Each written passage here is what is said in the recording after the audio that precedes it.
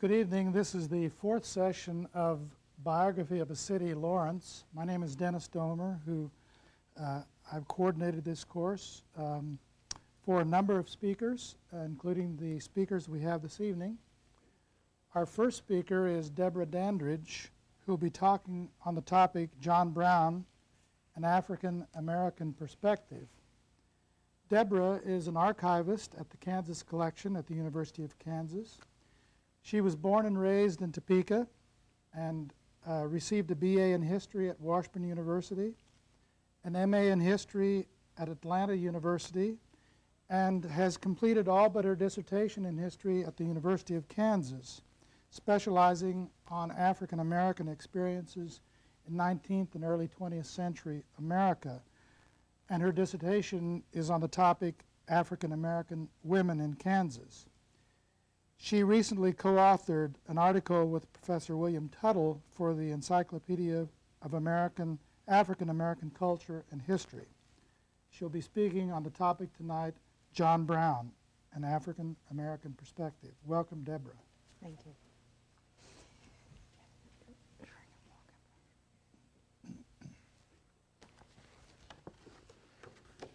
Thank you very much for inviting me, Professor Domer, and thank you for being here, class. It's quite a privilege, and it's great to have this innovative way of approaching to the study of the past, particularly of our community here. The great stronghold of the abolitionists and the Free Staters, Lawrence, Kansas.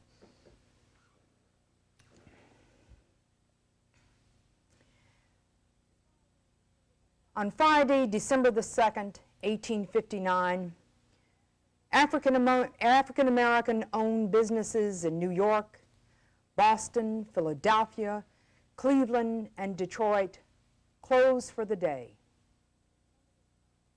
Some of the shops draped black across their windows. Many black churches across the nation led vigils of prayer and fasting. Men and women wore black armbands, black dresses. African American families and community leaders convened in these churches and meeting halls to mourn the death of John Brown. Executed at the gallows in Charlestown, Virginia, for the crimes of murder, slave insurrection, and treason, John Brown was the nation's first white citizen, universally accepted by African Americans as a champion of abolition and racial equality. Not before or since then has a non-black galvanized such a massive public reaction of sorrow and praise within Black America. Part of the explanation for this is often revealed in the numerous written and oral sentiments expressed by African Americans in 1859. Perhaps among the most eloquent of these was delivered before a capacity crowd of blacks and whites in Boston on the evening of December the 2nd in 1859. It was delivered by the Reverend John Sella Martin, an African American who had been enslaved at his birth in 1832 in Charlotte, North Carolina. He then became a fugitive of the pernicious system in 1856 and became one of the few African Americans to receive, at that time, a formal education in theology. He was noted, according to historian James Oliver Horton, as one of the most intellectual of Boston's black activist ministers. In his speech, he provides us with his interpretation of the meaning of John Brown's crusade for freedom, its meaning to Black America.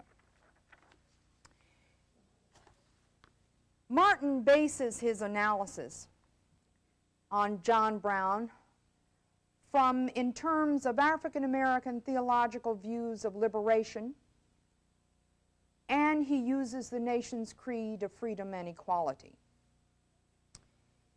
He opened his presentation by saying, Today, a solemn question has been asked this nation. The pilot of Providence has asked America, whom will you that I deliver unto you, the Barabbas of slavery or the John Brown of freedom? And intimidated by the false majesty of despotic enactments, we have cried out as a nation, release unto us the Barabbas of slavery and destroy John Brown. Like John the Baptist, John Brown declared, Reverend Martin retired into the hard and stony desert of Kansas, and there by the weapons of heroism, by the principles of freedom, and the undaunted courage of a man wrung from that bloody soil the highest standards of freedom. His life, explained Reverend Martin, was not a failure, as his detractors had emphasized.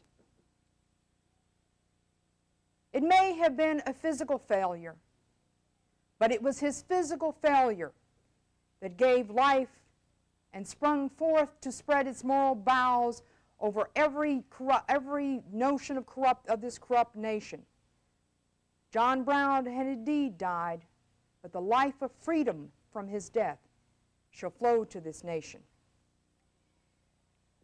Reverend Martin also seemed to justify the means of which John Brown had used. And it should not be a particular surprise, those who have studied black communities, particularly in Boston. Martin was well known to be, by this time, by the late 1850s, to be quite an orator on the topic of Nat Turner. The rhetoric of insurrection and violence was very much a part of the African American theology that Martin presented before groups. So in this, he explains his support of the means by which John Brown used to support freedom and equality. I approve it in the light of all human history, in the light of all Christian principle, because I approve it as a means to an end. I say this is not a language of rage, because I remember that our 4th of July orators sanctioned the same thing. Because I remember that Concord and Bunker Hill and every historic battlefield in this country and the celebration of those events all go to prove the means that John Brown has used. The only difference is that in our battles in America, the means have been used for white men, and that John Brown has used the means for black men. I close by saying, concluded Reverend Martin, that John Brown shall slay more in his death than he ever slew in all his life. I feel tonight, my friends and fellow citizens, that courage which has today been blasted by the terrible injury of slavery will serve as the grit in the grindstone upon which the enslaved shall sharpen his weapon, and the spirit of slavery and despotism will fall, while John Brown goes up in heaven. In providing this kind of presentation, we are being offered the kind of rationale that African Americans afforded and supported almost universally, combining the two things of a Christianity, a theology of liberation, the sword of Gideon being perhaps the model, and using our nation's creed of freedom and equality, and the means by which it was achieved in the form of the American Revolution, which was what? Less than a century by this point in time. By looking at the Reverend Martin's presentation, we're going to offer an opportunity to answer the question of why African Americans would actually support the activities of John Brown. In so doing, it will give us an opportunity to look at how black life existed, what the state of living conditions were for African Americans in the antebellum era. Perhaps more importantly, by exploring this, we will find what the state of race relations was in the antebellum era then and now. When we look at John Brown's involvement in the black community, we can ask the question, wasn't that simply enough? Wasn't his participation in the black improvement activities that he engaged in throughout most of his life since the 1830s, wouldn't that have been enough to make him, to canonize him to make him an idol, a model, or hero within the African American community? We can look at this and we can say, to some degree, yes. But by the antebellum era of the 1830s and 50s, we're looking at an African American community, both enslaved and free, which was rather well developed. We're looking at a community whose values were self-help. Self-help and self-determination was the means by which they fought the practices and beliefs of white supremacy, which was beginning to develop in a full-blown ideology as a rationale for the pernicious system, as well as for practice of exclusion and discrimination based on color. We'll find that by looking at this, we begin to see in your readings of Allies for Freedom that the black community had a rich array of organizations and institutions by this time. Much of this, of course, existed above the Mason-Dixon line in the North, where the institution of slavery had generally been legally abolished by 1820.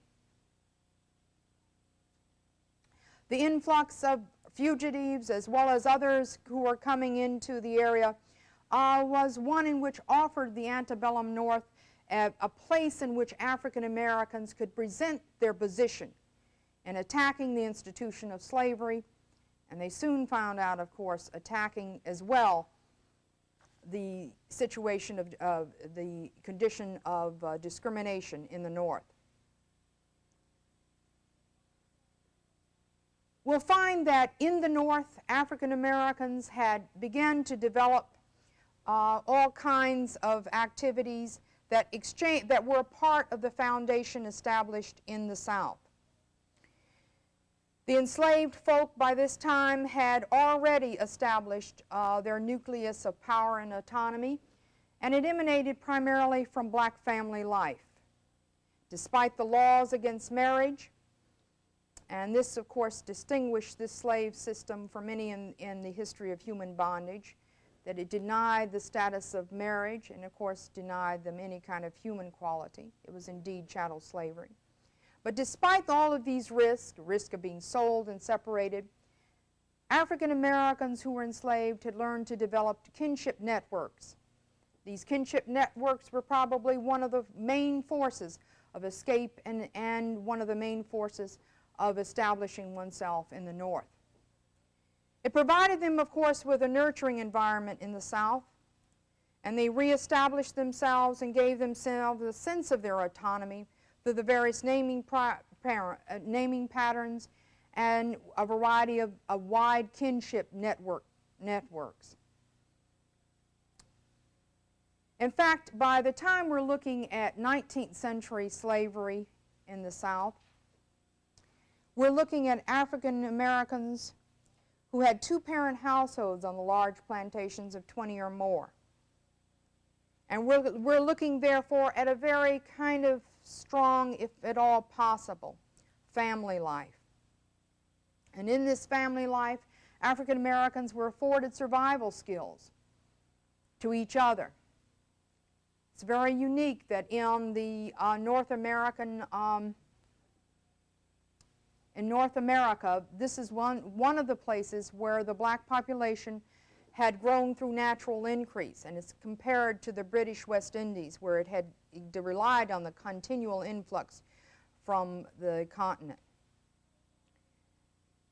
Enslaved African Americans that John Brown associated had come from a lot of labor skills, free and enslaved, they had all kinds of activities that they carried on. They were not only laborers in the fields, but they were also artisans.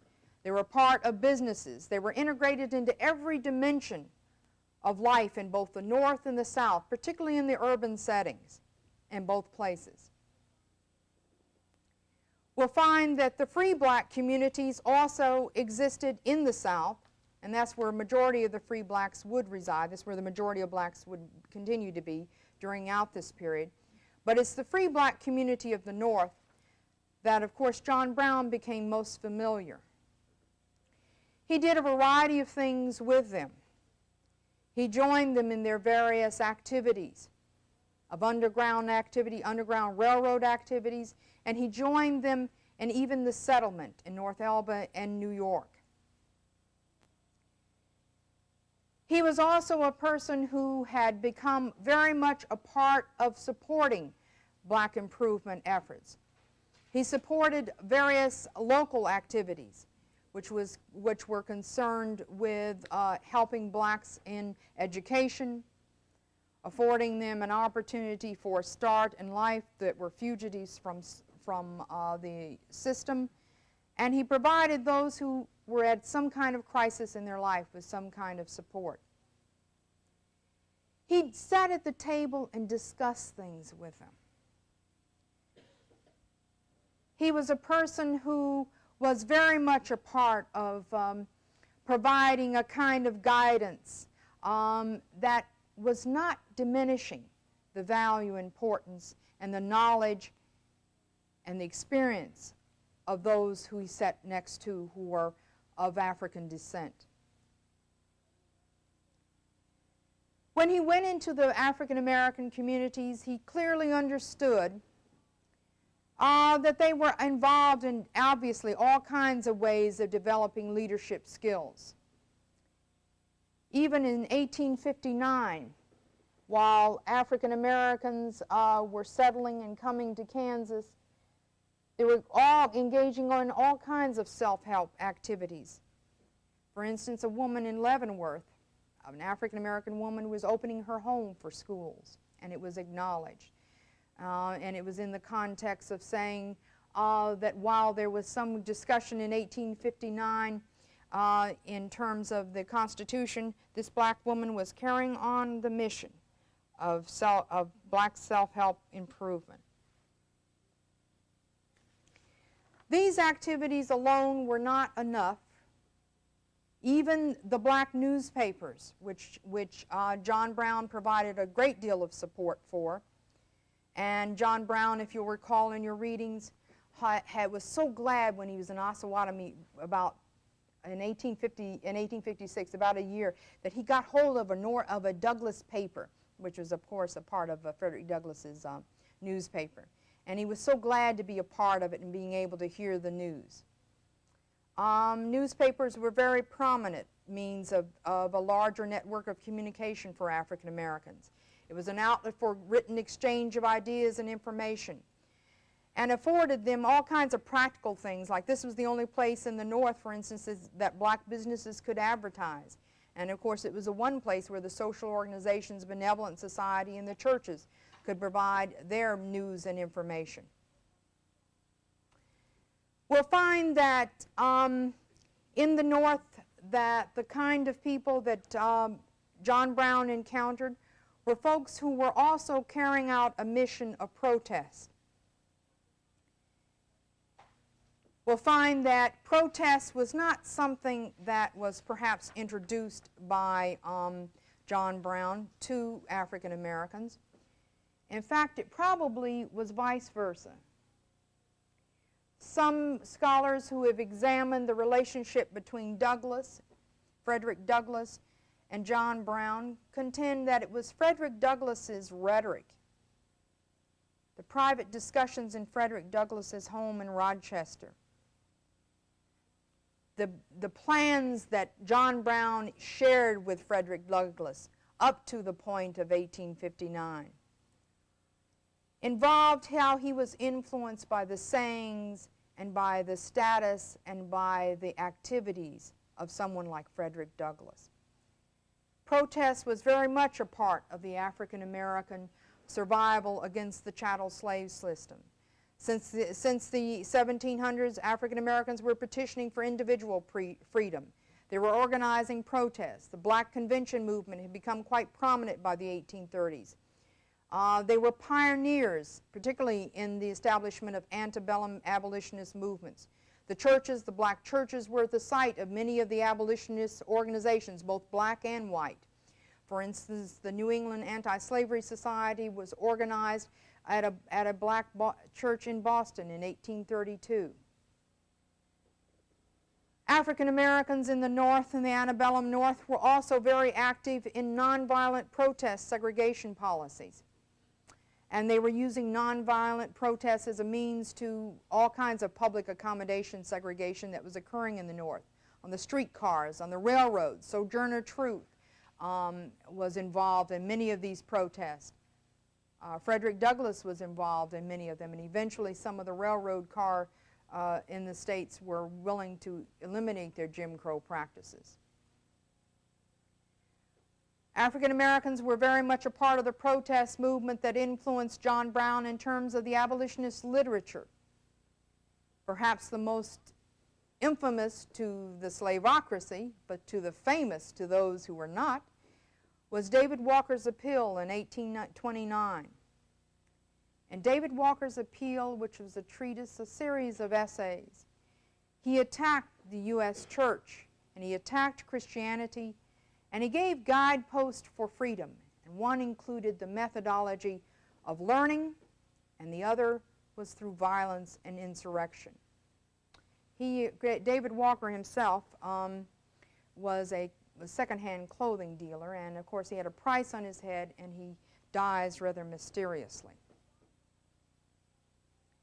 John Brown in the antebellum era also encountered African Americans who were very active in the Underground Railroad movement.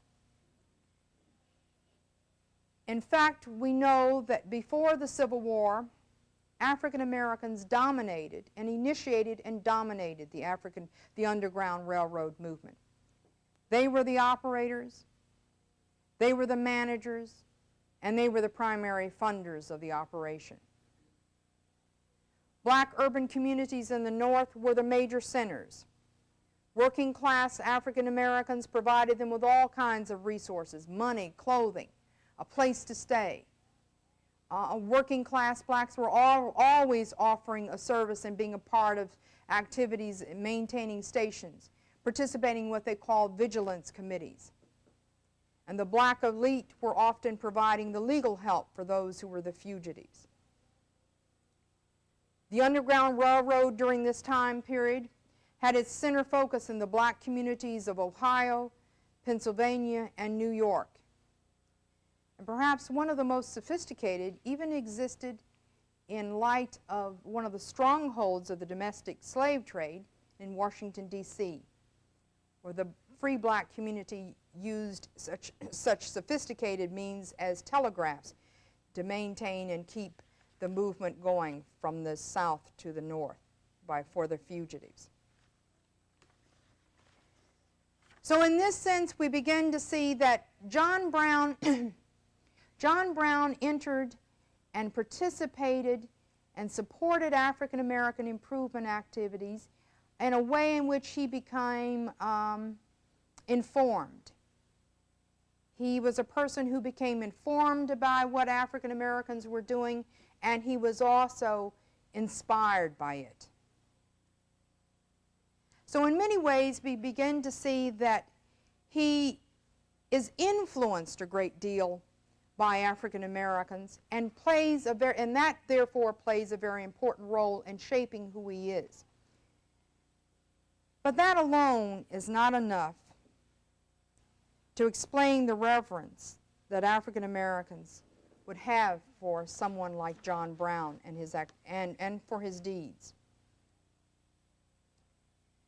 We then have to explore the notion of violence. Did he introduce the notion of violence as a way of eliminating the institution to the abolitionist movement in general, and to the African American community specifically. That cannot be agreed upon. Because by this time, there was a long tradition of violent collective acts of rebellion by African Americans. One of the largest, of course, stems from the colonial era, the Stonewall Rebellion in 1740 in South Carolina, to that of Nat Turner's rebellion in Virginia in 1831. And of course, it was the latter that rocked the foundation, the slaveocracy, placing tremendous fear and making the abolitionist movement a form of terror for the slaveocracy. So it was not that he introduced the notion of violence. It was not that he supported the improvement, self-improvement activities and was a part of that activity that would explain his standing among blacks. Instead, perhaps the most central reason was his views and actions in which he addressed the issue of racial equality. Unlike the vast majority of white abolitionists, including the great emancipator Lincoln himself, John Brown, in word and deed, never regarded African Americans as innately inferior.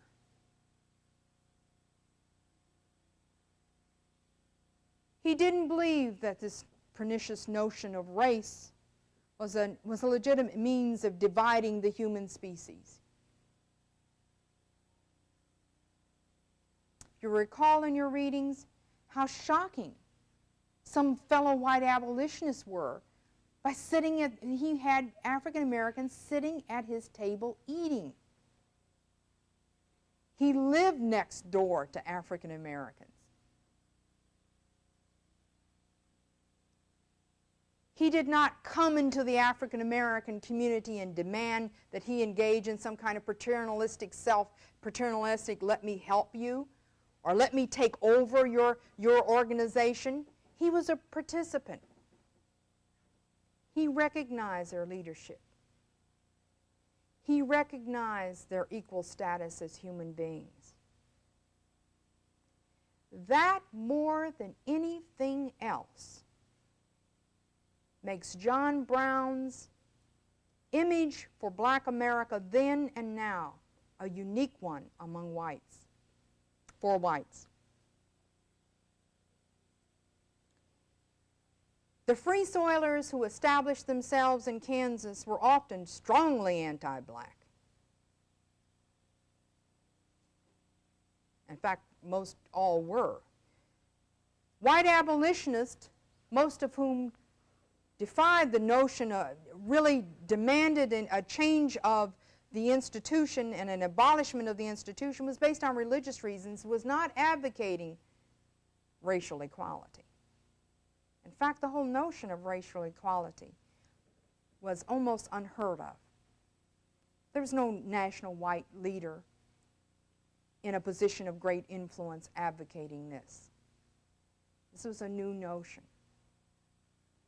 Black abolitionists, however, were always advocating a two-pronged battle, according to Benjamin Quarles: abolition of slavery and racial equality. That was the most important dimension. You could not have one without the other.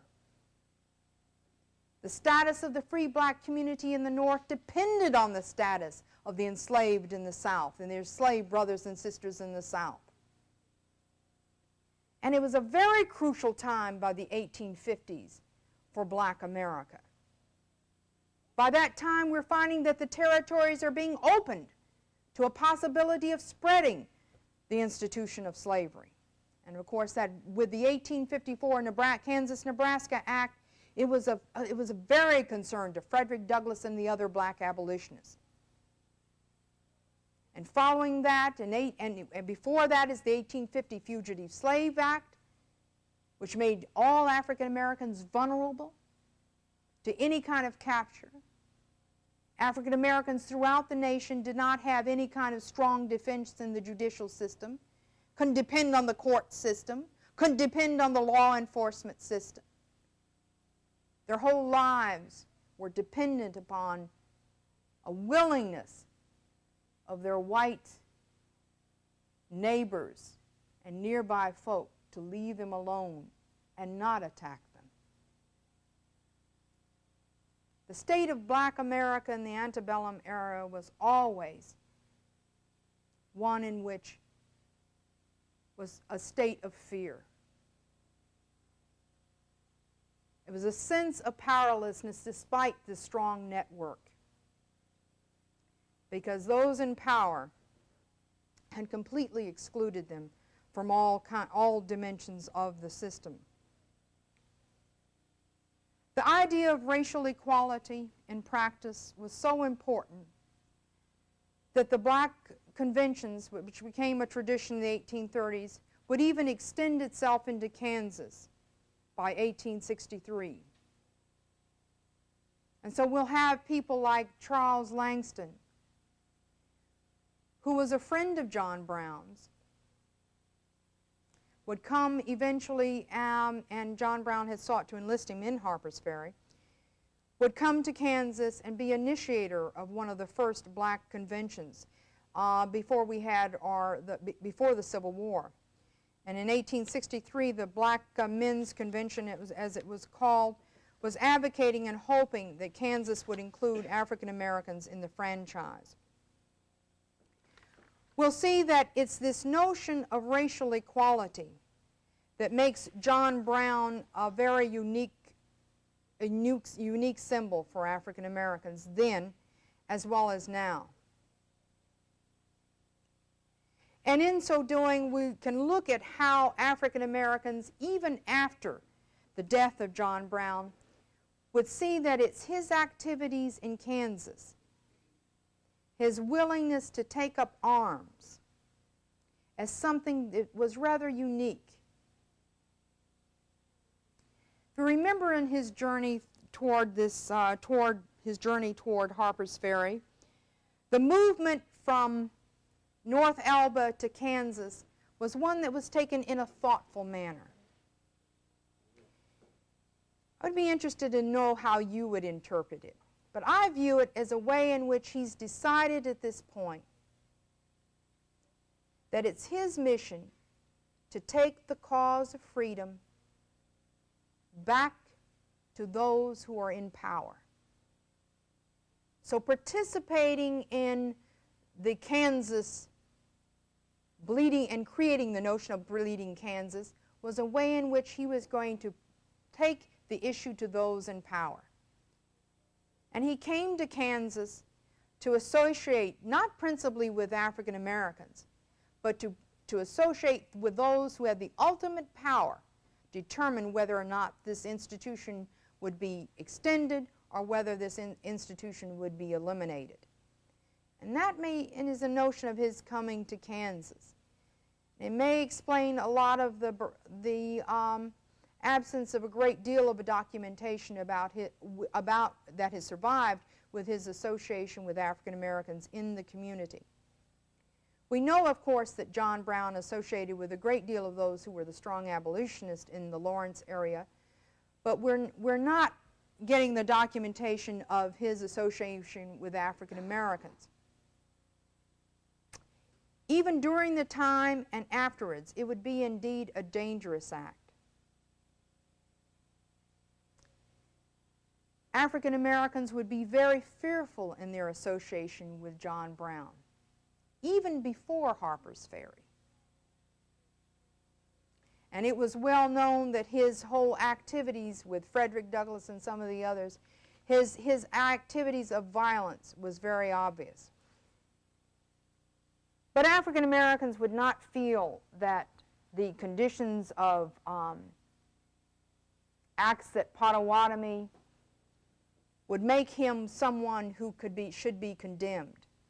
what was most important to them was his willingness to uphold the ideal of racial equality. John Brown would offer a tremendous legacy, and I'm sure that Mrs. Armitage will offer this information to you in her presentation.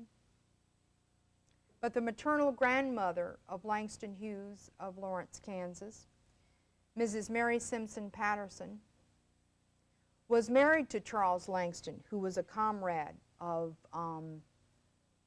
John Brown. But what is more interesting is that her first husband was among the group who had joined John Brown in Harper's Ferry and was killed.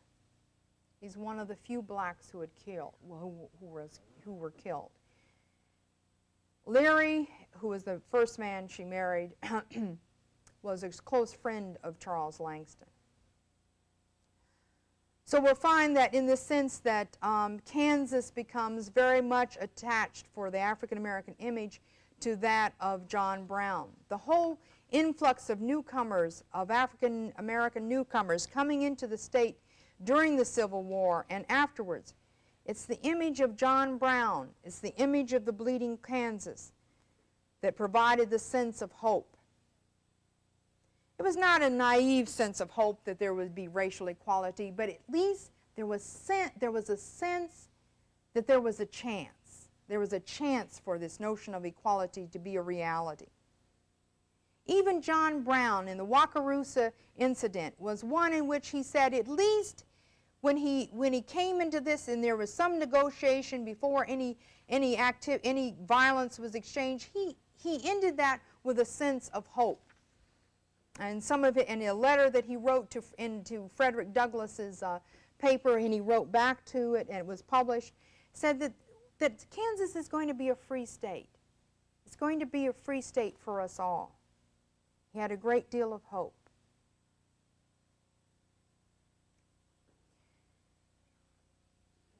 African American influence on John Brown, and John Brown influenced African America. And it was at this point that it becomes very important that we recognize that he afforded us a chance to explore even today's state of black-white relations.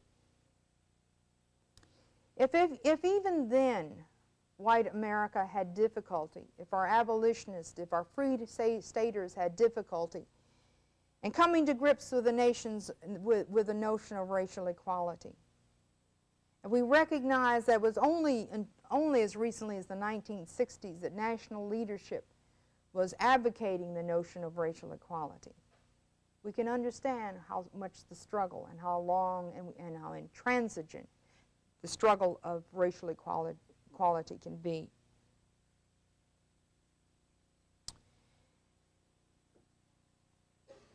It is finally to John Brown that, according to one of the writers who examined black-white relations in 1964, is saying, he wrote, and this is Lerone Bennett, "It is to John Brown that we must go finally if we are to understand the limitations and possibilities of our situation. He was of no color, nor race or age. He was pure passion and pure transigence. He was a man beyond good and evil, beyond tea and sympathy, and beyond black and white. And therein lies the strength and the hope that was provided by John Brown in his activities in Lawrence and his ultimate attack on the arsenal in Harper's Ferry." Are there any questions?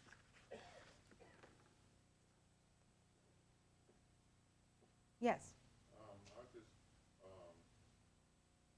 I was wondering how black activists nowadays in the 90s, how they would think of John Brown, especially in the light of it seems like the martyr, the hero of the black cause in our generation would be Martin Luther King, who was definitely had a totally different philosophy, more like Gandhi or nonviolence, which almost seems like the antithesis of John Brown. And my question, I guess, is, are the black activists of the 90s, do they have any, you know, fond feelings toward John Brown still? Is that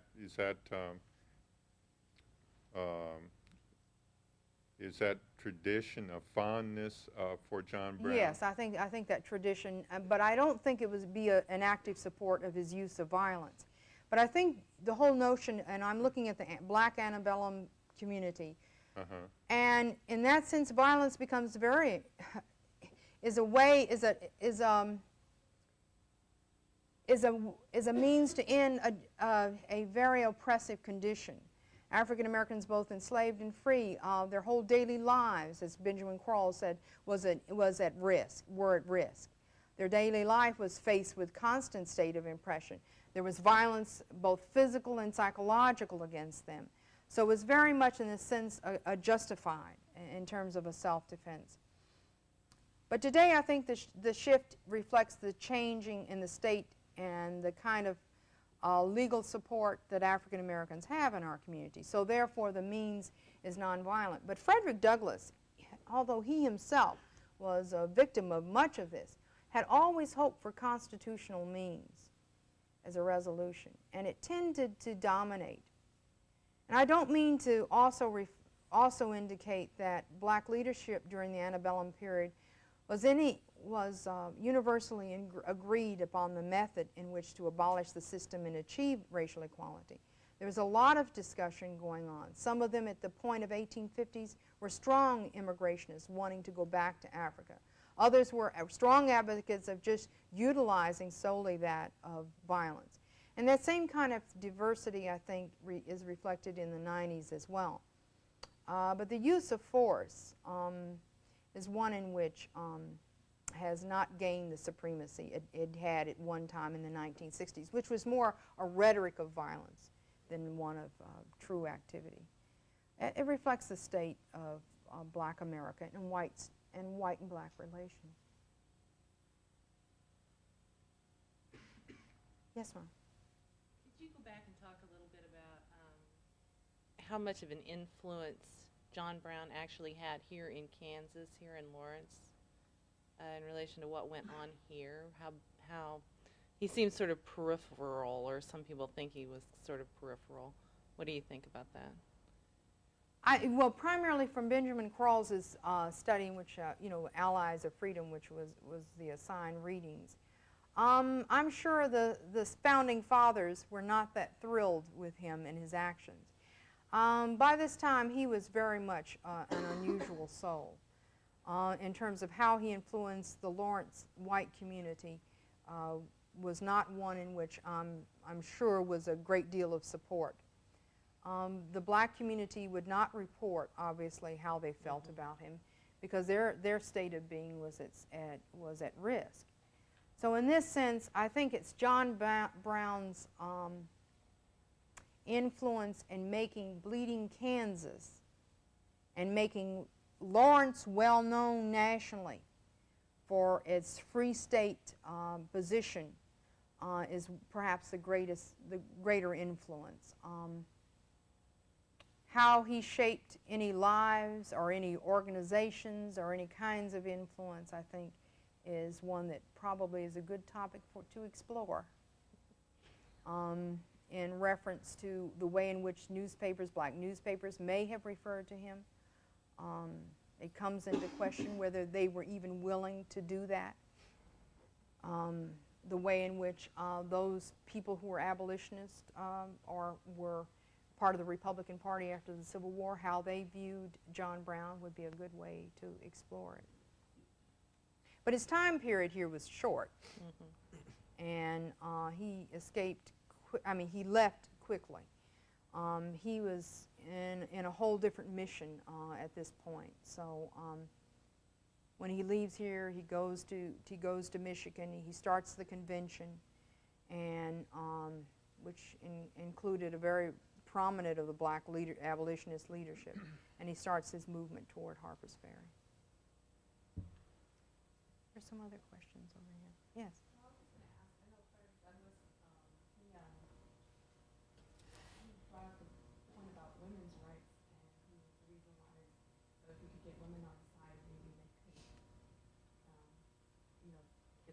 Get the slave issue brought out. I was just wondering, would John Brown, would he advocate women's rights at all, or would he strictly just for the slaves, African Americans? I think, now that I don't know. That's a good question. I think that's an excellent question. I am not an expert on John Brown at all, but I think that the notion of human equality, I think, was one in which would hope to be one that would transcend both race and gender, color and gender, I would hope. But his advocacy of equality primarily stems from the institution of slavery. And I'm not sure that was even a part of his mission. I mean, his mission was inspired by faith. And his whole movements were rationalized and motivated by faith. And whether you want to call him insane or not, that's what moved him. And I'm not so sure at this point whether gender would have, obviously gender was not an issue that inspired him to make the moves at Harper's Ferry. It was the institution of slavery. So in this sense, I think we're looking at a focus solely on enslavement and the issue of race rather than conditions of gender. I had a question for you as an archivist, since we're going to be doing Good question. research projects on Lawrence. I was wondering if you could talk to some of the strengths and the weaknesses of the documentation of African Americans in Kansas that the collection has, and maybe give us a few clues as to how to use that collection, like what kinds of resources are going to be most fruitful for looking for African American community. Yeah, it will be very difficult. The documentation that has survived and been preserved in this time period, in the 1850s and the Civil War, and even down to the 1880s, the kind of documentation we're looking for about organizations, about personal letters, have not survived, unfortunately. And in that sense, we'll have to make a retro look and looking at personal letters of various and organizations and seeing how they symbolize John Brown. In Quantrill, we're going to find that a John Brown Memorial was established right in front of Western University, which was a post-secondary school. That has a great story to it. And it engages, and unfortunately it hasn't had a lot to do with Lawrence, but we can begin to see perhaps if there was some kind of link between the two of them in terms of general attitudes and what John Brown represented in terms of that.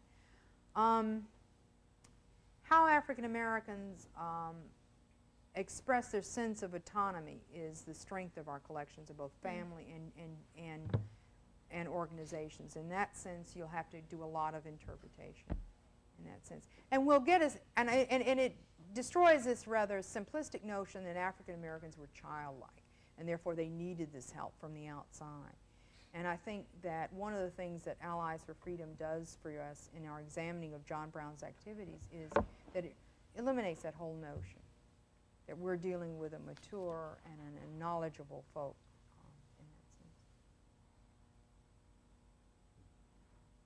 Are there any other questions? Yes. I was just going to ask you, at one point you called from the Jim Crow law. Did they consider that before the Civil War? I'd always heard the Jim Crow laws after the Civil War had been over, and the carpetbaggers in the South and that kind of stuff. I'd always heard them refer to it. Yeah, I'm not. Yeah, Jim Crow was a term that was applied to post Civil War. But it was the same thing. It was segregation, and that precedes the 1870s. The practice of Jim Crow, and yeah, it precedes it. It just gets codified, obviously, in the 1870s in the South, and eventually as for the nation. Right, but it had its precedents of practice long time before that. I have a question. As a native Kansan, I went to Topeka as a young boy to the state capitol. And I saw the towering John Brown on the murals. And out front. And out front. Yeah. And I don't think John Brown really has ever come through to me as a significant character in Kansas, other than as a contribution to the myth of Kansas. Not so much the reality of Kansas, but the desperate need for Kansas to be important in history. It seems to me that John Brown was hardly in Kansas at all. It was seldom in Lawrence, that he contributed to the significance of Kansas, but in terms of the nation and the importance of slavery. But what he really did in Kansas was very little, I mean, in the reality of it. That his myth and his bigness in the painting is bigger than the reality of his contribution. Well, he certainly placed Kansas on the map. Yeah. In Bleeding Kansas, so you can't. He certainly placed it at the center of the slavery question. He certainly did that. There's no doubt about that. There is a duality in terms of Kansas, in terms of his influence of attitudes of race. There is that strong duality in Kansas. It has the myth and the image, and of course the reality is that it's no different than any other place that existed in the United States. There is that, but it's this myth and this hope, I think, that plays such a vital role in throughout the African American experience, wherever it may be. And it would shape the views. And if you're going to look at the African American communities in Lawrence, you've got to look at the ways in which, what kept people going. And John Brown gives you a symbol of hope that keeps people going, keeps people thinking at least there's a possibility. And I think that's what becomes most important.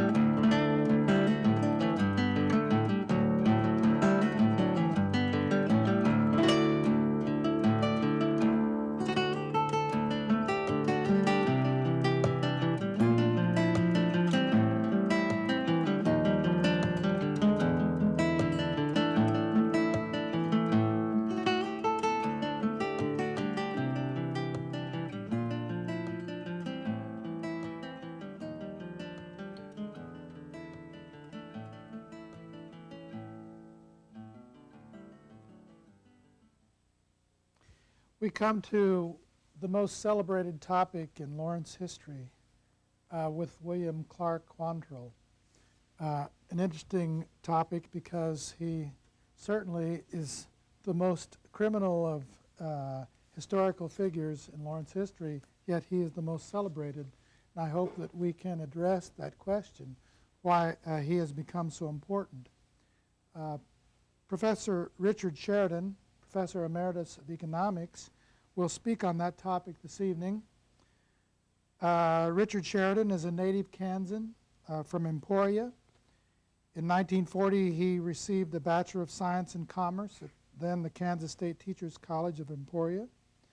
And in 1947, after being in the Navy during World War II, he received an MS in Education from KU, followed in 1951 with a PhD from the London School of Economics. Richard Sheridan spent 37 years on the faculty at the University of Kansas, in which he became worldwide known for his specialization on slavery and sugar in the West Indies. He's written a number of books, among them, 1974, a book on sugar and slavery from the Johns Hopkins University Press, 1985, on doctors and slaves from Cambridge University Press, and has currently a reader that he has completed now with the KU's Continuing Education Division entitled Freedom's Crucible, The History of the Underground Railroad in Lawrence and Douglas County. His topic this evening, William Quantrill and the Lawrence Massacre, August 21st, 1863. Dr. Sheridan, welcome.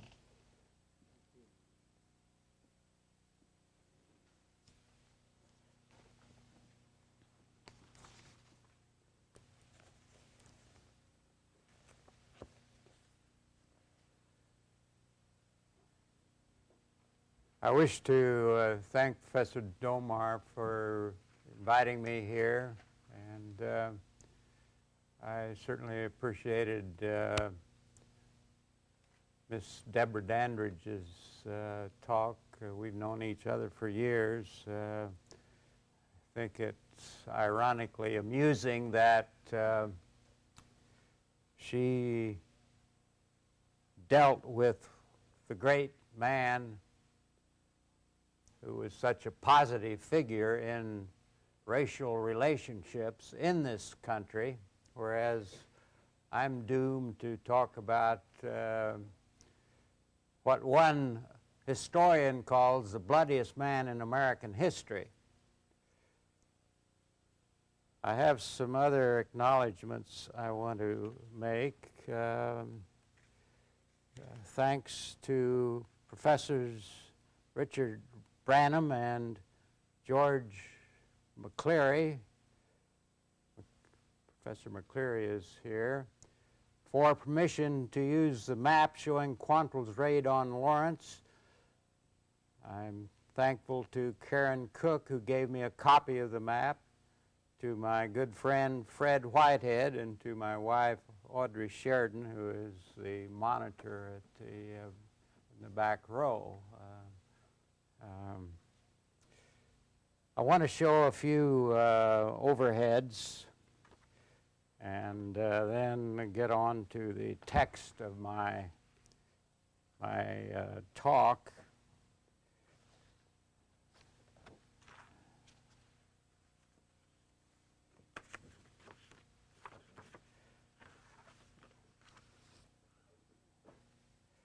First, I have some title pages of books about Quantrill and the border wars and the Lawrence Massacre.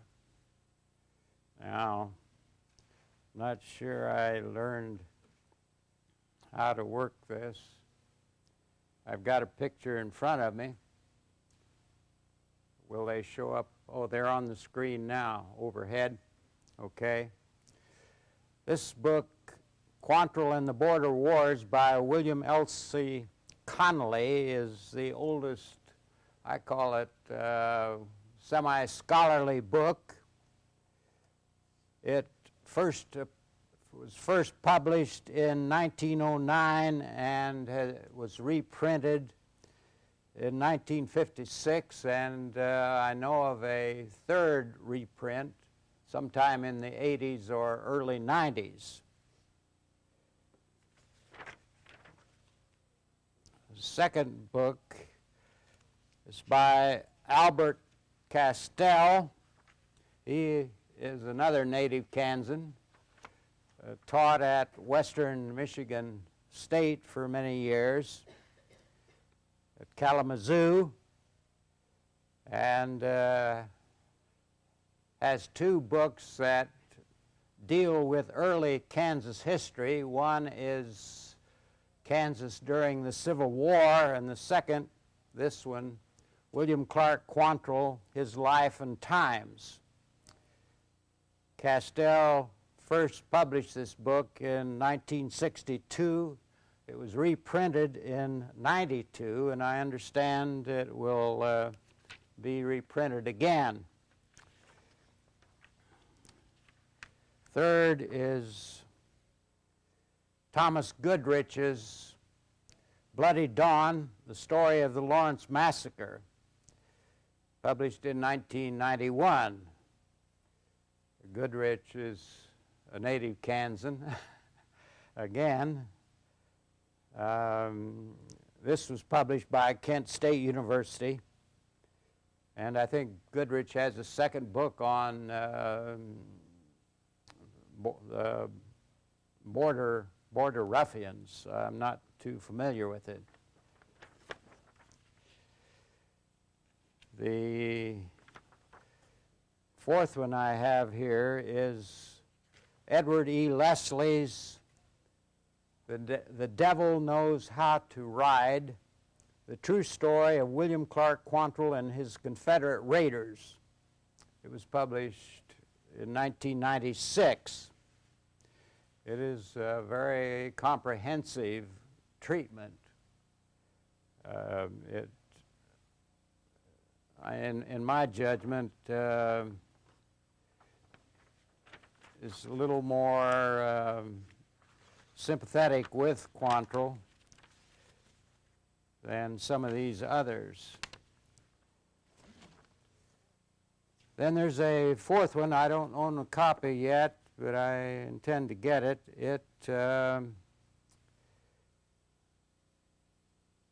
It's, if I can find my my source here, yes, Dwayne Schultz, Quantrill's War, The Life and Times of William Clark Quantrill, 1837 to 65, New York, St. Martin's, Griffin, 1996. You can see that the decade of the 90s has been very productive. Now for some maps and some photographs of Quantrill and other people.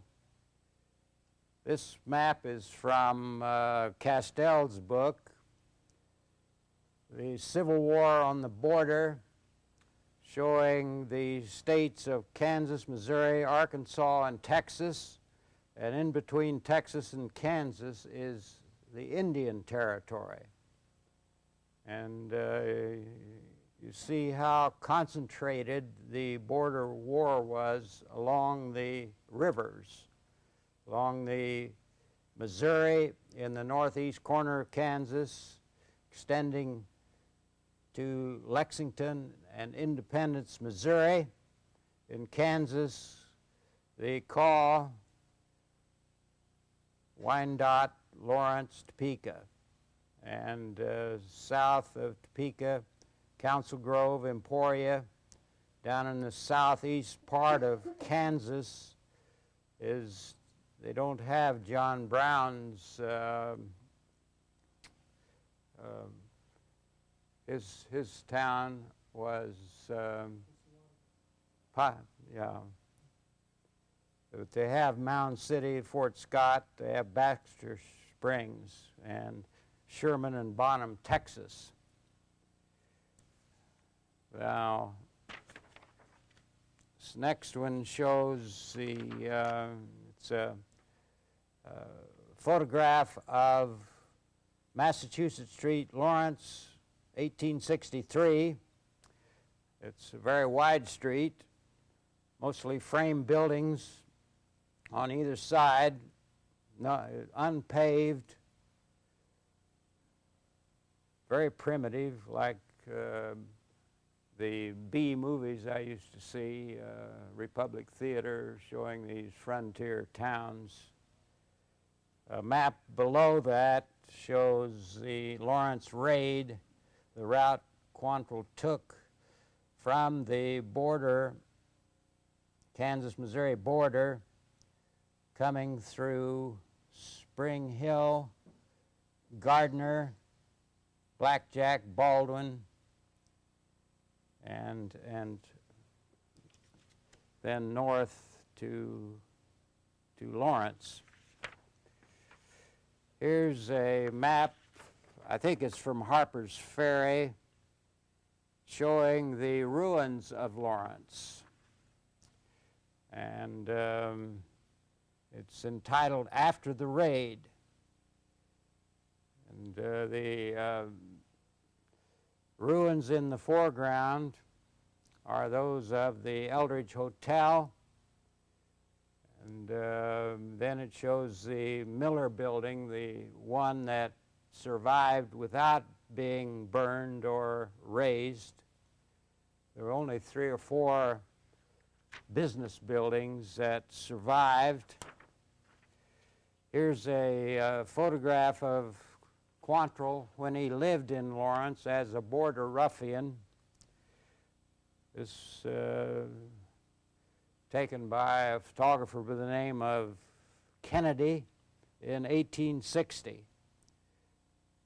Quantrill used the alias of Charlie Hart when he lived here. Here's another photograph a few years later when Quantrill became a guerrilla leader, and he has a mustache and some say sideburns, courtesy of the Dover, Ohio Historical Society. Some of Quantrill's lieutenants. Here is Archie Clements, who is said to be a pathological killer. There was then maybe even more so on that killing for, I don't know what kind of psychological reaction. Bill Anderson is supposed to have kept on his saddle horn the scalps that he took of his enemies. Then there's a page showing Thomas Ewing Jr. He was a brigadier general who was commander of the District of the West, headquartered in Kansas City. Below him, some more of Quantrill's men, John McCorkle, T.B. Harris, and George Todd, who took over Quantrill's gang after it broke up in Texas. Then I'm going to use this map that was created by Professors Branham and McCleary, but a little later, and I want to turn now to the paper I'll be reading and hoping to keep within the time limits.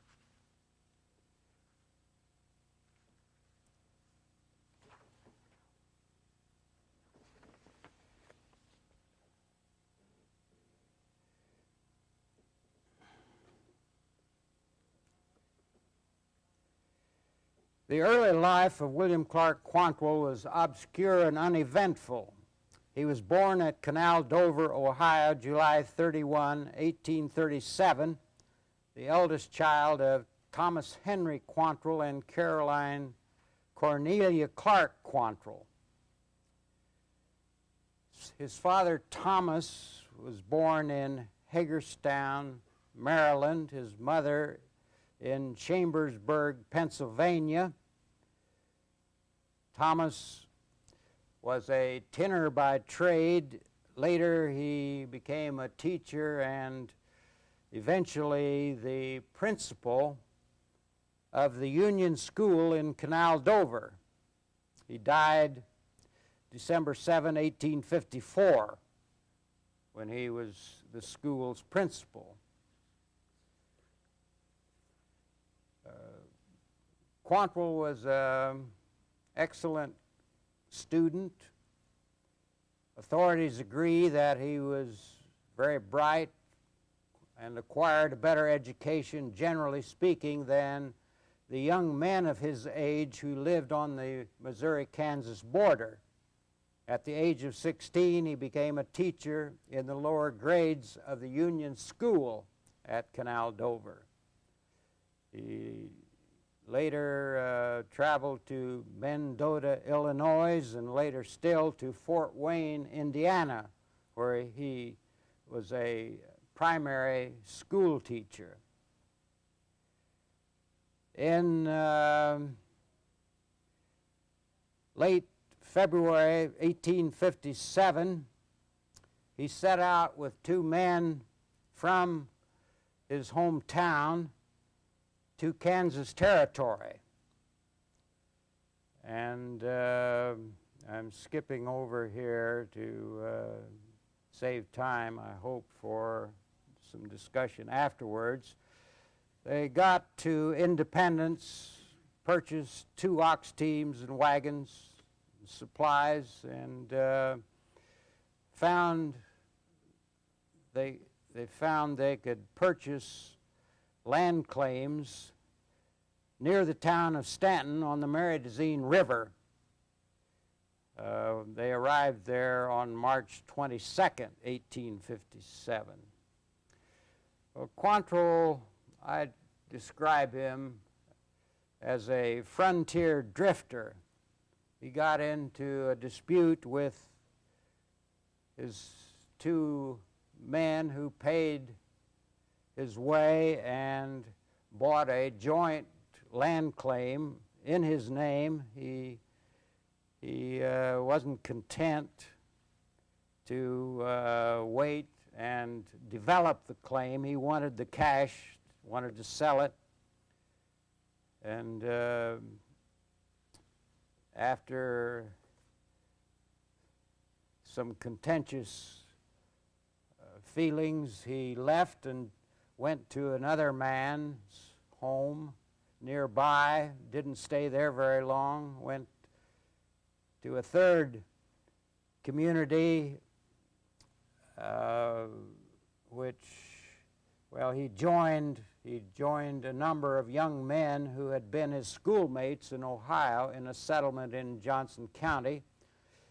After he was caught stealing their blankets and other items, Quantrill was forced to leave the settlement. He then went to Fort Leavenworth and was hired as a teamster or wagon boss on a wagon train carrying supplies to federal soldiers in Utah Territory at a time when there were troubles with the Mormons led by Brigham Young. Quantrill arrived at Salt Lake City in early October of 1858. In Utah, he is reported to have gambled extensively, but there is little or no hard evidence to support this charge. Next, we find him in Lawrence, Kansas, after an arduous journey from Salt Lake City to Lawrence by way of the Pikes Peak gold mining boom. And he wrote to his mother detailing the hardships experienced from cold weather, starvation, and hostile Indians. He stayed in Lawrence the summer and part of the fall. Then he went back to Stanton and taught the winter term of 1859-60, after which he returned to Lawrence. He lived under the assumed name of Charlie Hart with a Delaware Indian on the reservation north of the Kansas River. Several months later, he took up residency at the Whitney Hotel was on New Hampshire Street near the Kaw River. He was frequently seen riding his Indian pony or loitering at the North Ferry landing, which William E. Connolly called, quote, the loafing place of a very disreputable gang of border ruffians. They were thieves, murderers, kidnappers, and Negro stealers, end of quote. The leader of the gang was Jake Hurd, who had connections at Lecompton, which was the pro-slavery capital of territorial Kansas. And Jake Hurd and his gang did a lot of dirty work for those politicians up the river. Quantrill pretended to be an abolitionist and learned where fugitive slaves were hidden and then kidnapped them and took them back to their owners in Missouri for a reward of from $100 to $200 per slave. He led a raid into Jackson County, Missouri to capture slaves for the Underground Railroad. The young men he led were Quakers from Iowa. Quantrill betrayed them to the owner of the slaves, who set up an ambush whereby 3 of these young men were shot and killed. Well, contrary or by comparison with the limited information we have about Quantrill's law-breaking before he came to Lawrence, this raid is pretty well documented. It's called the Morgan Walker raid. After the Civil War commenced in the spring of 1861, Quantrill joined the Confederate Army, fought in the battles of Wilson Creek, Drywood Creek, and Lexington. But as this man who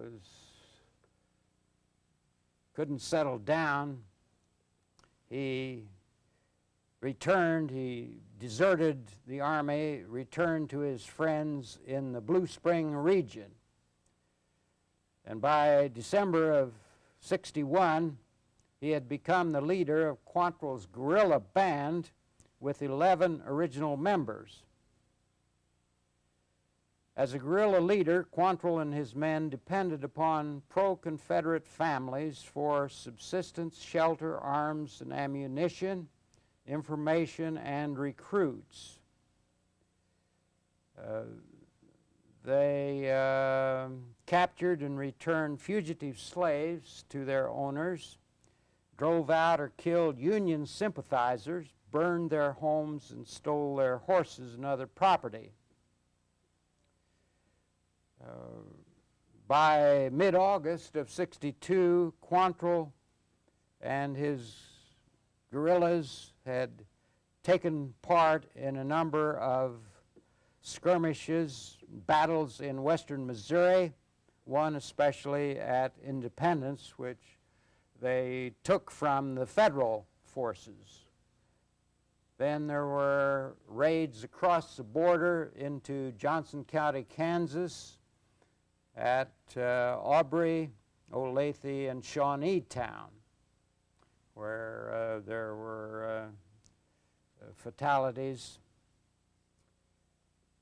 Now, getting down to the planning for the Lawrence Massacre, according to J. Monahan, Quantrill planned to lead his men in the Lawrence Massacre to redress the Confederate Army's defeat at the Battle of Gettysburg.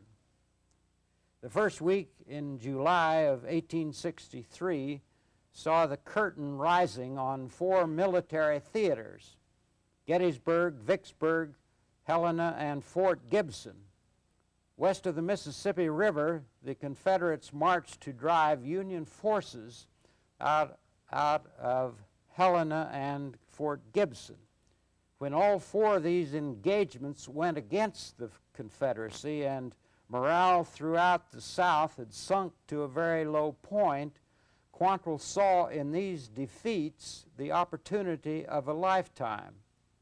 He called together his captains for a conference, outlined his plans for the greatest raid of the war. He called for the destruction of the, quote, vile nest of nigger thieves at Lawrence, unquote. He said that would be an achievement that would immortalize its participants. Quantrill had personal vendettas against certain leading men of Lawrence, which motivated him to destroy the town. One of these vendettas was against Samuel A. Riggs, county attorney of Douglas County.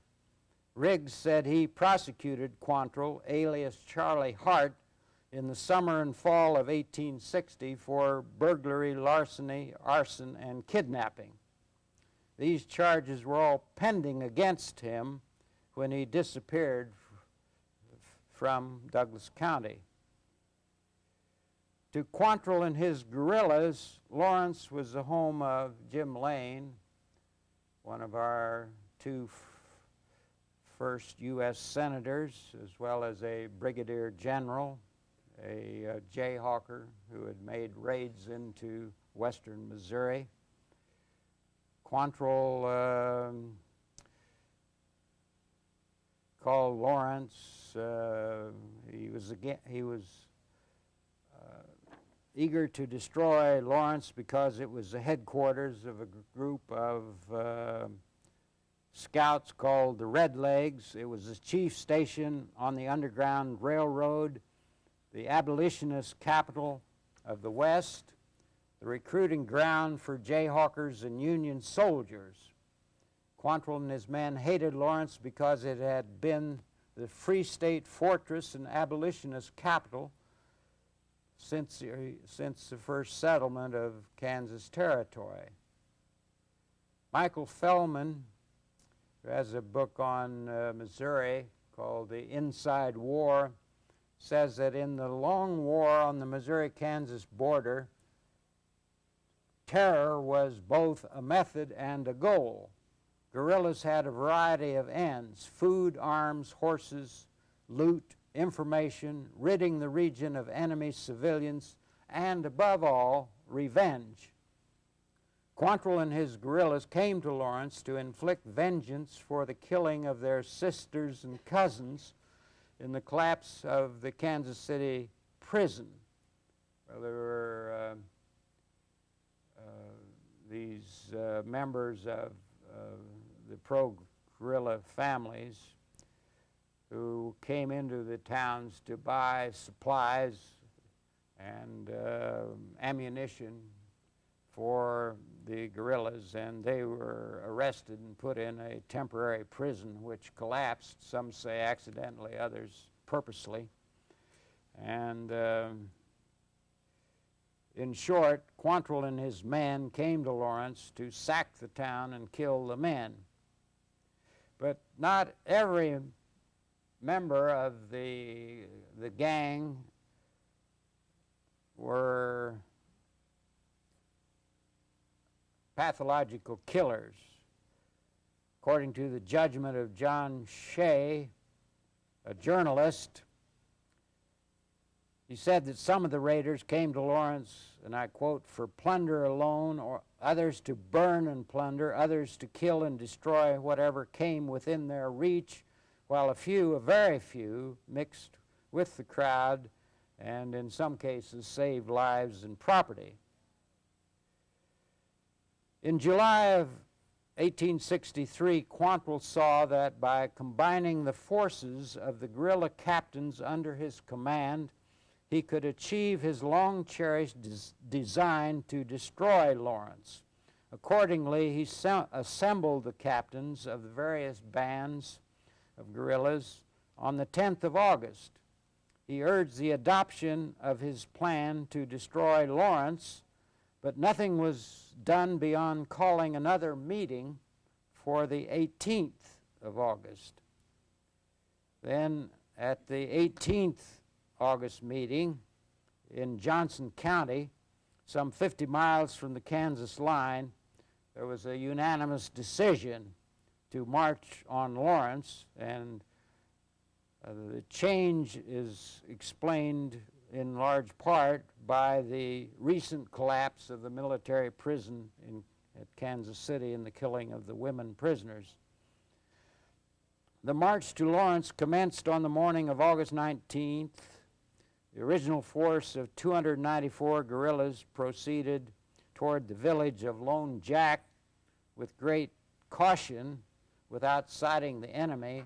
Then they made a long journey overnight and reached a point about 4 miles from the Kansas line at 5 a.m. on the 20th. There they lay concealed in the timber until 3:30 p.m. of the same day. During the march, they met up with Colonel John D. Holt with 104 recruits for the Confederate Army who joined them. Another 55 men were civilians who joined the expedition, mostly, they say, for the loot. So that made a total of 453 guerrillas and their supporters. At 7 p.m. on August 20, Captain J.A. Pike, who commanded 2 companies of federal troops at Aubrey, near the Kansas border, received information that Quantrill and his men had just passed into Kansas. Unhappily, however, instead of setting out at once in pursuit, Pike remained at the station and merely informed Union headquarters in Kansas City. Meanwhile, Quantrill and his guerrillas proceeded during the nighttime hours until they reached the summit of a rise overlooking Lawrence at dawn on the 21st of August. Some say the summit was Oak Hill Cemetery out east of town. Quantrill ordered a halt and sent 5 men to reconnoiter the town. They didn't find anything disturbing, and when the guerrillas rode into Lawrence about 5 a.m., the streets were deserted and most of the citizens were still asleep. The only organized resistance came from a number of soldiers and surveyors stationed on the north side of the Kansas River. They fired across the river and wounded about 3 men. Well, there's more that could be said about the element of surprise. There had been a scare that Quantrill was coming a few weeks earlier, and when he didn't come, the Lawrence mayor and the militia captains relaxed their vigilance, and Quantrill came when he was apparently least expected. Quantrill's plan was to terrorize and intimidate the people of Lawrence and destroy their will to resist. He and his men trusted to the chaos they created to instill a universal feeling of helplessness and submission. As they approached Massachusetts Street, they came upon the camps of young Union Army recruits, which they overran, killing 17 whites and perhaps 3 or 4 African Americans. There were 2 camps, black and white. None of the recruits had been issued guns and ammunition. Small parties of raiders were detached to prevent the townspeople from receiving assistance from outsiders, including Union forces and farmers who were organized into militia units. This was achieved by picketing the roads leading into town and stationing lookouts on Mount Oread to warn of any approaching group of men on horseback. Quantrill then concentrated his men on a dash down Massachusetts Street. With savage yells and loud curses. The overhead here. Do I need to turn it on? It's on. Well, you can see all these red squares representing men and boys who were killed, and the largest concentration of fatalities are on Massachusetts Street. I think from 7th Street to 9th or 10th. In other words, the Eldridge house was on 7th and Mass. After it was destroyed, there was havoc, bloodletting, killing, burning, looting. Now to find where I was located on my... The major objective of the noisome, intimidating, and murderous dash down the main street was to force the surrender of the Eldridge Hotel, believed to be a fortress manned by soldiers and civilians prepared to mount fierce resistance. The surrender of the hotel without a shot being fired was such a relief to Quantrill that he promised to release and protect the occupants before setting fire to the structure. By far the largest part of Quantrill's band remained on Massachusetts Street and nearby streets after the Eldridge house had surrendered. Here was the greatest concentration of Lawrence men and boys. Here were the banks and stores to be robbed and plundered of money and goods. The bushwhackers quickly discarded the clothes, hats, and boots they were wearing and replaced them with store goods that clerks were ordered to hand over the counter at gunpoint. Here were the saloons and liquor stores where the bushwhackers were said to have drunk freely, with the effect that, quote, an extra devil was fired into destructive activity. Here was the greatest concentration of substantial buildings, which were, with few exceptions, burned after they had been thoroughly plundered. When the raiders found themselves in complete possession of the town and serious resistance impossible, Quantrill divided the men into sections or squads to operate in the adjacent streets.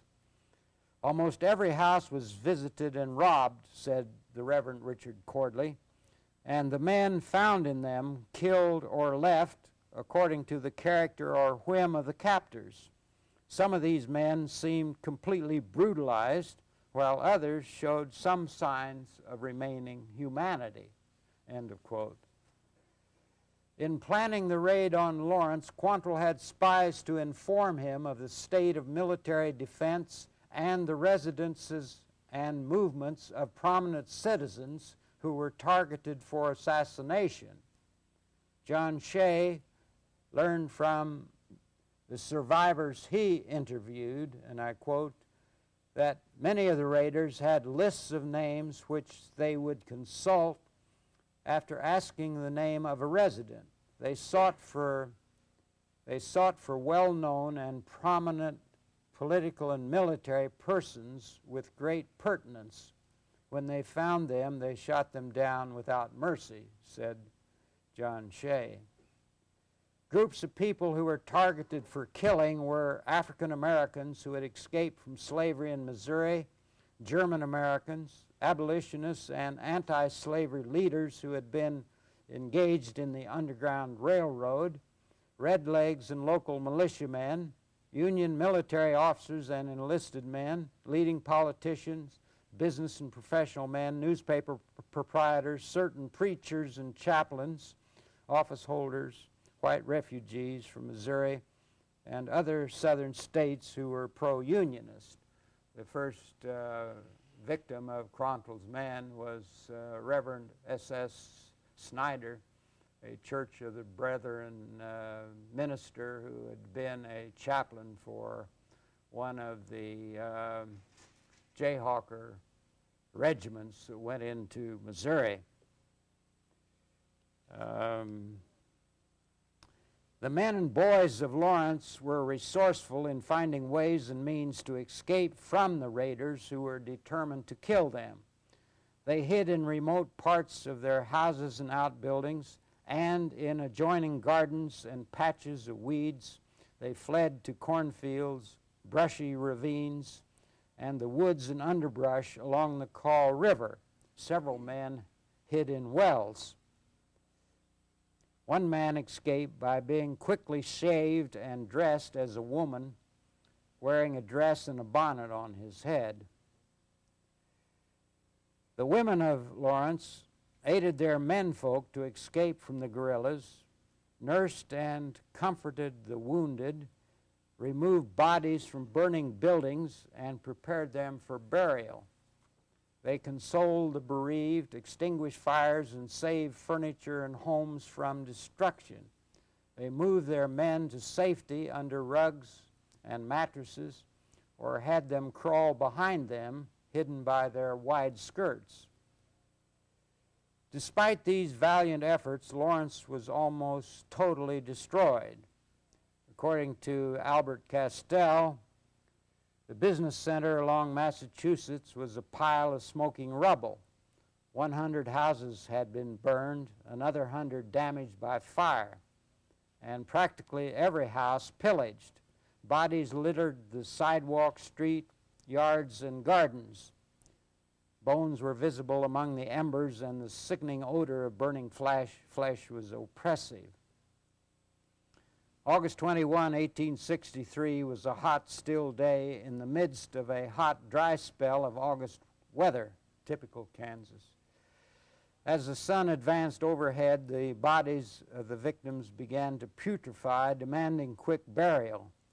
Some of the victims were burned in private yards near the families. Most, however, were taken to the burial ground west of town called Pioneer Cemetery, and now part of the West Campus of the University of Kansas. One authority says that 49 of the bodies were laid side by side in one long trench, while others were interred in separate graves by families and friends. In the Lawrence Weekly Tribune of August 27, 1863, editor John Spear wrote, "We cannot pretend to give anything like an accurate list. Yesterday we heard it stated at 138. End of quote. The most recent list of names of Quantrill raid victims was compiled by members of the Douglas County, Kansas Genealogical Society, Mrs. Jean Snediger, chair. In Volume 1 of the complete tombstone census of Douglas County, they have the names of 144 citizens who were known to have been killed. But when to this number are added the 17 Army recruits, we have the names of all of those, 18 unknown victims, and an estimated 20 African Americans and 15 German Americans, upwards of 200 men and boys are estimated to have been killed in the Lawrence Massacre, or roughly 1 in 5 of the males living in Lawrence. At approximately 9 a.m. on August 21, after 4 hours of killing, plundering, and burning, Quantrill's lookouts on Mount Oread reported seeing the dust of what were thought to be approaching Union troops. The raiders were ordered to form in columns of 4. Quantrill and his men, who were mounted on the best horses of the border, had taken fresh mounts, both going to and at Lawrence, where they raided the livery stables and barns. Similarly, they had taken all the good arms and ammunition they could find. The horses that were jaded, some were turned loose, but others were loaded down with the plunder taken from Lawrence stores and homes. Well, I'm not going into much detail on the pursuit of Lawrence. Did someone raise a question? Well, there were federal troops under Major Preston B. Plum, one of the founders of my hometown, Emporia. There were militia units. There were farmers who joined the chase until there were several thousand. But Quantrill's men had the best horses and the best arms and the best discipline, and they got back to Missouri with hardly any fatalities, I think 3 or 4 men. Now we come to Brigadier General Thomas Ewing, Jr., who 2 days after the massacre issued from his headquarters at Kansas City General Order Number 11. Without going into detail, it practically denuded three counties and a fraction of another county in Missouri, which had been occupied primarily by pro-slavery, pro-guerrilla families who supported the border war. Well, this was considered a great crime. President Truman's mother remembered the blight of Missouri after General Order Number 11 was issued. On October 1, 1863, Quantrill and about 400 of his men began their march to Texas. After the leaves fell off the trees, they lost a lot of their protection. They encountered by accident a group of Union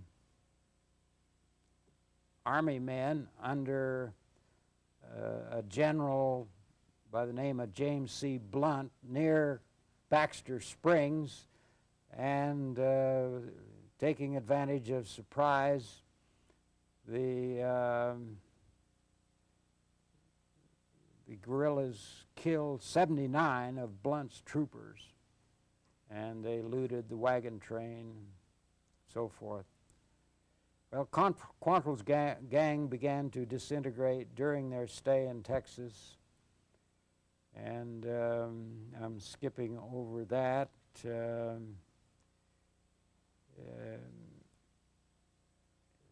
In November of 1864, Quantrill and a splinter group of guerrillas prepared for an expedition into Kentucky. Some of his men claimed that their final destination was Washington, D.C., where Quantrill intended to assassinate President Lincoln. Well, John Wilkes Booth got to Lincoln ahead, if that was Quantrill's intention. On May 10, 1865, Quantrill and about 20 of his men were surprised by a band of federal guerrillas in Spencer County, Kentucky. He was shot in the back and died in a military prison hospital and was buried in a Catholic cemetery. But that's not the end of Quantrill's physical remains. His bones were disinterred by a Canal Dover newspaperman at the encouragement of Quantrill's mother, and there was a long saga about his bones. 4 of Quantrill's arm and shin bones were later presented to and accepted by the Kansas State Historical Society at Topeka and exhibited in the Society's museum until recent years, when Indian remains were given back to the tribes or peoples. And so there was a reburial of Quantrill's bones from Topeka in a Confederate Army cemetery in Missouri in October of '92, and Quantrill's skull was reburied at Dover, Ohio. Well, my final paragraph here raises a question. Why did Quantrill become a bandit? Well, there are different answers. At one extreme are the views expressed by William Connolly.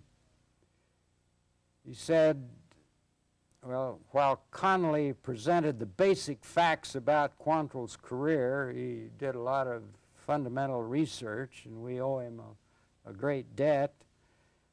He accepted the thesis of fundamental depravity. According to Professor Albert Castell, Connolly was carried away by his pro-Union and pro-Kansas prejudices and pictured Quantrill as a degenerate and depraved monster who was motivated solely by blood madness and a lust for plunder and fallen women. A more sophisticated and satisfying explanation, which combines psychological and environmental factors to explain why Quantrill turned guerrilla, is presented by Castell in his book published in 1962. He describes Quantrill as a young man whose ambitions outran his accomplishments, who desired wealth and success, but who was impatient and impotent in their quest, and who came to resent his failure and the world which caused it. The turbulent Kansas-Missouri border inspired the terrible force which raged in Quantrill to express itself in terms of robbery, treachery, and murder. In short, Castell describes Quantrill as a paranoid. He concludes his analysis by stating that, and I quote, Quantrill, like all men, was an incalculable mixture of good and bad, of the admirable and the detestable. His admired qualities were his military skill, cool courage, and power to command. His detestable characteristics were his brutality and callousness, his utter lack of scruples, and his treacherous opportunism. All in all, the latter tend to obscure the former, end of quote. In the case of William Clark Quantrill, the American West was not a land of new beginnings. Instead, it was one of bad endings. I thank you.